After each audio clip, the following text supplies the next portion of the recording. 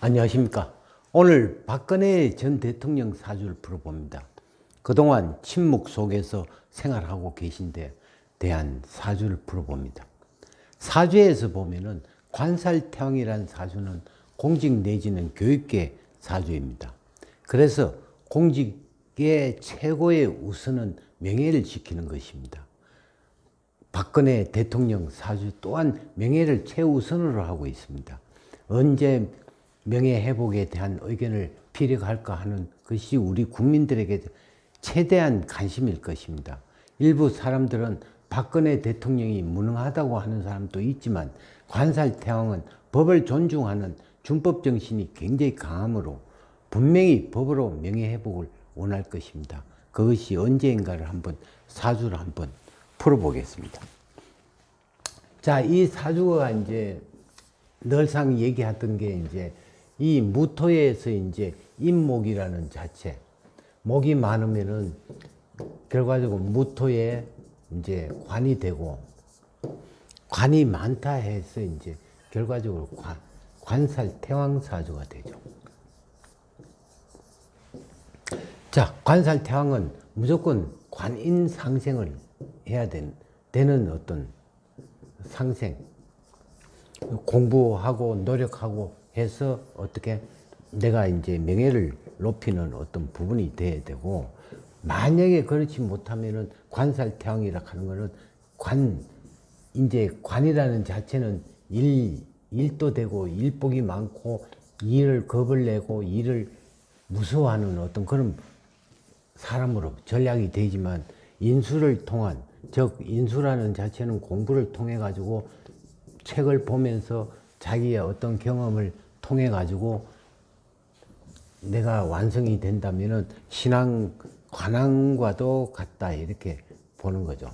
신앙 관항이라는 자체는 뭐냐면은 신앙 관항, 이거는 이제 결과적으로 관이라는 자체는 이럴 때는 살이 아니라 관이 되면은 곧 법하고도 관계 있죠.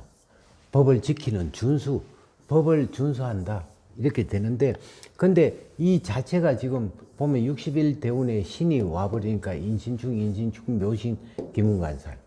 이 신이라는 자체는 무토의 신은 상식이 되니까 내 부하로 인해서 이제 배신을 당한다, 이렇게 또 볼 수 있지만, 실질적으로 71대운에서 기유가 오면은 이게 이제 오히려 유축 건국을 해서 이제 내 밑에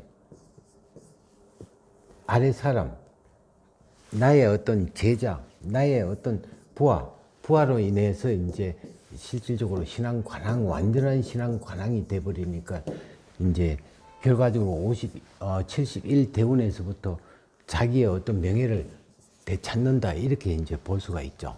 근데 이제 보통 우리가 변화되는 거는 일지 삼합 때 이제 변화가 오는데, 올해 이제 이 무인이라는 자체가 뭐냐면은 인오술이 돼야 되는데, 이 자체가 올해는 그냥 지나가 버리는 어떤 부분이 되고, 내년에 이제 또 내년에도 그렇지 않고, 그 다음에 진 때 이제 우리가 2024년도에 명예회복을 할 수 있는 어떤 계기가 오죠. 유축 건국과 진과 유가 이렇게 합쳐가지고 완전한 신앙이 되니까 결과적으로 내년까지도 이제